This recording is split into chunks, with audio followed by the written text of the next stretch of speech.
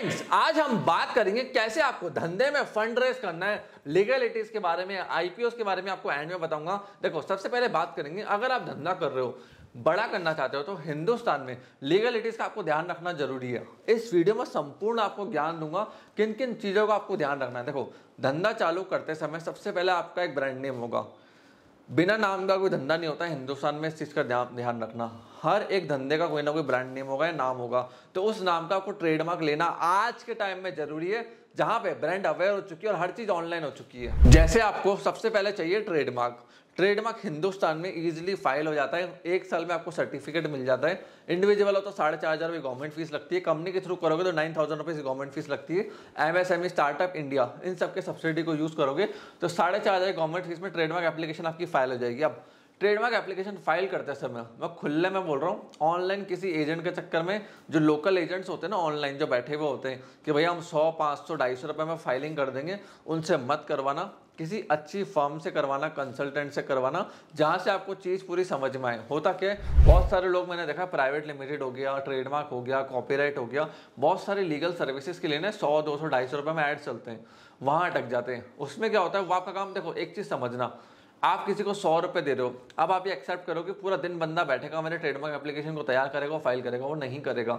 वो 100 रुपये में लिए ना, आधे घंटे में आपका काम निपटा के खत्म करेगा, क्योंकि अब उसको दूसरा क्लाइंट पकड़ना है जिससे उसको 100, 150 रुपये आ जाए। ऐसे ही दिन भर में 4 से 5 क्लाइंट पकड़ते हैं, उससे आप लोगों का नुकसान है। तो सस्ते आदमी के पास नहीं जाना है, क्वालिटी आदमी के पास जाना है लीगल वर्क के लिए, क्योंकि वन टाइम होता है, इन्वेस्टमेंट करना जरूरी है। फिर चाहिए होता है कॉपीराइट। अगर मैं कोई आर्टिस्टिक वर्क ऑनलाइन बेच रहा हूँ, डिजाइन बना रहा हूँ, डिजाइन क्रिएट कर रहा हूँ, तो वहाँ पे मुझे ऑनलाइन जो मेरा आर्ट है उसके लिए कॉपीराइट चाहिए। कोई मैं बुक लिख रहा हूँ, पोएट्री लिख रहा हूँ, गाना गा रहा हूँ, तो कॉपीराइट जरूरी है। फिर तीसरा आता है पेटेंट। अब मैंने कोई प्रोसेस बनाया, टेक्नोलॉजी बनाई जो प्रोसेस के उस पर चलती है, तो वहाँ पे पेटेंट लेना जरूरी होता है। पेटेंट हिंदुस्तान में महंगा पड़ता है, अराउंड 50,000 से लेके 1.5 लाख, 2 लाख, 3 लाख के बीच में इसकी कॉस्टिंग आ सकती है। फिर आता है डिजाइन रजिस्ट्रेशन। अगर आप कोई डिजाइन यूनिक बना रहे हो, कार का हो गया, बाइक का हो गया, कोई भी चीज आप बना रहे हो, टेबल, कुर्सी, चेयर, कोई भी एक यूनिक डिजाइन आप क्रिएट कर रहे हो, तो आप उसका डिजाइन रजिस्ट्रेशन हिंदुस्तान में ले सकते हो।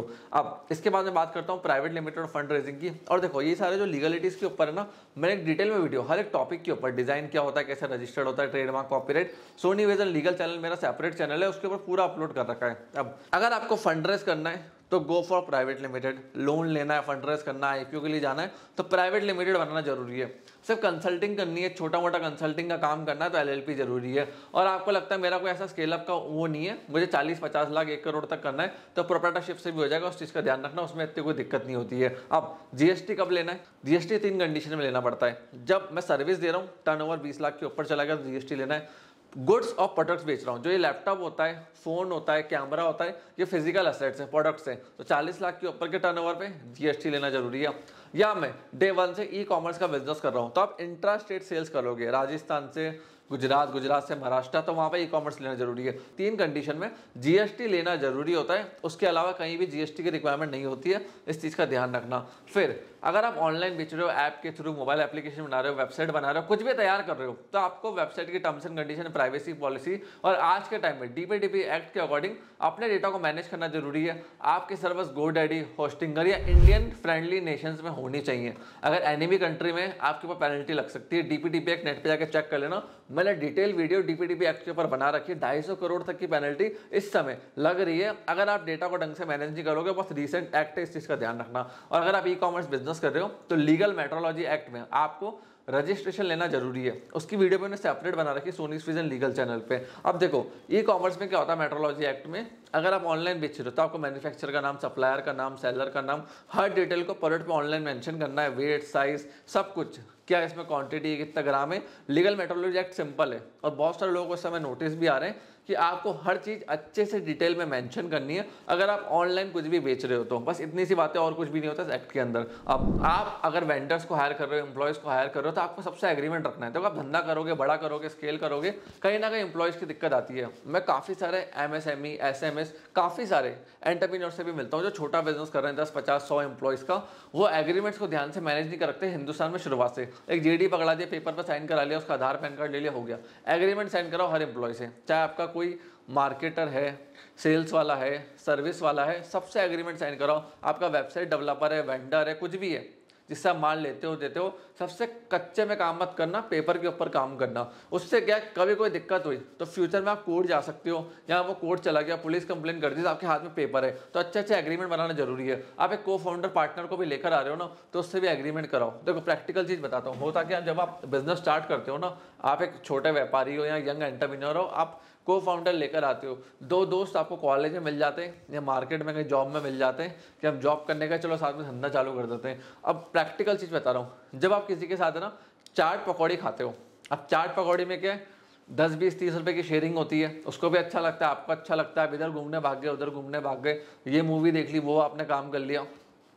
धंधा बहुत डिफरेंट चीज होती है, ये रिस्पॉन्सिबिलिटी का काम होता है। होता क्या, धंधे में नुकसान हो गया, कैपिटल कौन लगाएगा, ये क्या करेगा, पैसे कहाँ से लाएंगे, कस्टमर कहाँ से लाएंगे, सर्विस कौन देगा, तो डिस्प्यूट क्रिएट होते हैं प्रॉफिट शेयरिंग के चक्कर में, लॉस शेयरिंग के चक्कर में। तो वहां पे फाउंडर एग्रीमेंट, को फाउंडर एग्रीमेंट, हर एग्रीमेंट को अच्छे से रख लेना कि आप कितना पैसा कैपिटल लगा रहे हो और सामने वाला कितना लगा रहा है। अब जो एग्रीमेंट है ना, वो बहुत अच्छे से डिटेल में एक्सप्लेन होना चाहिए, उस पर हर चीज़ को आपको अच्छे से लिखवाना है। मैंने बहुत सारे एग्रीमेंट्स के ऊपर ऑलरेडी वीडियो बना रखी है, लीगल चैनल, जैसे मैंने बताया था, सब कुछ आपको मेरे लीगल चैनल पे ना मैंने पूरा एक पीडीएफ तैयार करा हुआ है, जहाँ पे जाके आप सब कुछ चेकआउट कर सकते हो। हर चीज़ की डिटेल वीडियो, एमएसएमई से लेकर स्टार्टअप इंडिया रजिस्ट्रेशन कैसे होता है, बेनिफिट्स क्या, टैक्स बेनिफिट क्या है, हर चीज़ के ऊपर डिटेल वीडियो आपको वहाँ लेटेस्ट मिल जाएगी। अब ई-शॉप्स की बात करूँ, अगर आप एक छोटी कंपनी हो, कोई आप आईपीओ लॉन्च नहीं कर रहे हो, कोई आप फंड रेज नहीं कर रहे हो, सही बता रहा हूँ, एक आपके एम्प्लॉय को कैश से मतलब होता है, आपने कागज का टुकड़ा पकड़ा दिया कि ले भाई मेरा आधा % हिस्सेदार तू है, वो क्या करेगा, लेके घूमता रहेगा। कभी उसको मार्केट में शॉपिंग करनी है, कार खरीदनी है, मोबाइल खरीदना है, लैपटॉप खरीदना है, तो क्या वो ई शॉप का टुकड़ा दिखाएगा? अगर वो कैश ही नहीं हो पा रहा, 3 साल 5 साल 10 साल, अनअकैडमी यही हुआ, ई शॉप दे दी बट वो कैश ही नहीं कर पाए, क्यों, कैश था ही नहीं कंपनी में। तो ई शॉप अगर आप किसी एम्प्लॉय को दे रहे हो तो मेक श्योर करना आप उसको कैश में कन्वर्ट कर पाओ, नहीं तो ई शॉप का कोई मतलब नहीं रह जाता है। और आपकी फ्यूचर प्लानिंग है आईपीओ लॉन्च करने की, और बहुत स्ट्रॉन्ग प्लानिंग है, तो ही आप ई शॉप्स के लिए जाना, नहीं तो आप क्या करो, प्रॉफिट शेयरिंग में जाओ। प्रॉफिट शेयरिंग क्या होता है कि लेट सपोज आपने 1000 रुपये का गल्ला करा, 1000 रुपये में से 700 रुपये आपका कॉस्ट ऑफ गुड्स सोल्ड था, 300 रुपये आपका मार्जिन था, उसमें से 150 रुपये आपका प्रॉफिट था, उससे 5-10 रुपये अपने एम्प्लॉय को दो, तो एग्जाम्पल के फॉर्म में दे रहा हूँ। अब आपका बड़ा नंबर होगा तो बड़े प्रॉफिट शेयरिंग कर सकते हो। तो देखिए, आप अपने एम्प्लॉयज को प्रॉफिट शेयरिंग में रखो, वो ज़्यादा अच्छा है, ना कि ई-शॉप्स। लीगलिटीज में पड़ेगा, टैक्सेशन में पड़ेगा, वो लग जाएगा। हाँ, आप आईपीओ ला रहे हो, बड़ी लिस्टिंग कर रहे हो, 200-500 रुपये, करोड़ रुपए खुद के लगा रहे हो कि भाई मैं आईपीओ लेकर आऊंगा, तो ठीक बात है, तो मुझे ये सब समझ में आता है। अब बड़ा बिजनेस करने के लिए फाइनेंस चाहिए होता है, आपको बड़ा ऑफिस चाहिए, बिल्डिंग चाहिए। अब एक चीज़ समझना, हिंदुस्तान में अगर आप खुद बेचोगे, खुद सब कुछ करोगे, ऑफिस बनाओगे, बिल्डिंग बनाओगे, तो भैया आप है ना धंधे में उलझे रह जाओगे।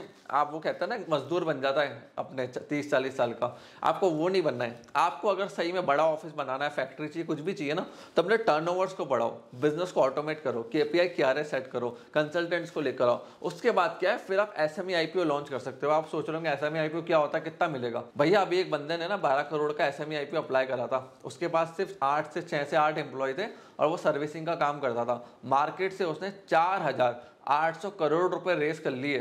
कितने? 4800 करोड़ रुपए विद 6 to 8 एम्प्लॉइज। कोई मजाक की बात नहीं है। और आज के टाइम में काफी सारे ऐसे लोग हैं 40 करोड़ 50 करोड़ SME IPO से इस समय रेस कर रहे हैं। अब उसके रिक्वायरमेंट्स क्या है वो भी पहले मैं आपको क्लियर कर दूं। BSC की वेबसाइट पे से मैं आपको बता रहा हूँ रिक्वायरमेंट्स क्या है, जो काफी सारे मेरे क्लाइंट्स के लिए भी अप्लाई करा है, जो लोग करते हैं। सबसे पहली चीज, 25 करोड़ का आपका टर्नओवर होना चाहिए, 1.5 करोड़ का टेंजिबल असेट्स आपका होना चाहिए। लास्ट 3 इयर्स में 1 टाइम आपको प्रॉफिट दिखाना पड़ेगा। उसके बाद मर्चेंट बैंकर आएगा, वो आपके रिपोर्ट्स को, डेटा को देखेगा, सारे डॉक्यूमेंट्स तैयार होंगे, फिर जाके आप SME IPO फाइल कर सकते हो।